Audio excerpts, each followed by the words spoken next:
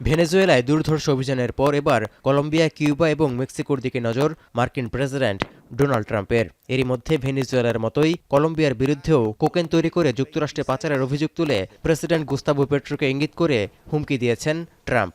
এমনকি ভেনেজুয়েলার মতো কলম্বিয়াতেও একই ধরনের অভিযান পরিচালনার পক্ষে যুক্তিও তুলে ধরেছেন মার্কিন প্রেসিডেন্ট।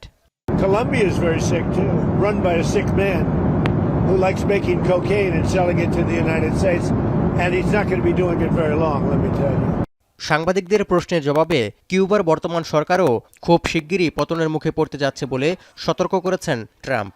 যুক্তরাষ্ট্র দেশটিতে সরাসরি সামরিক অভিযান চালাবে কিনা এমন প্রশ্নের জবাবে ট্রাম্প বলেন, প্রস্তাবটি মন্দ নয়, তবে দেশটি এমনিতেই ভেঙে পড়ার দ্বারপ্রান্তে রয়েছে। Cuba is ready to fall, you know. Yes.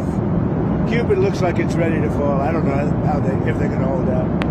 But Cuba now has no income. They got all of their income from Venezuela. রোববার এয়ারফোর্স ওয়ানে দাঁড়িয়ে মেক্সিকোকে নিয়েও একই ধরনের সমালোচনা করেছেন ট্রাম্প। মেক্সিকোর বিরুদ্ধেও যুক্তরাষ্ট্রকে কিছু একটা করতে হবে বলে তাগিদ অনুভব করছেন বলে জানিয়েছেন রিপাবলিকান এই প্রেসিডেন্ট। তৌহিদুর রহমান, এখন বিশ্ব। কালার এক্সপার্ট, জর্জ স্যাপ এবং মাইল্ড অন হ্যান্ডস টেকনোলজি সমৃদ্ধ অরিক্স ক্রিস্টাল ওয়াশ আপনার লন্ড্রি এক্সপার্ট।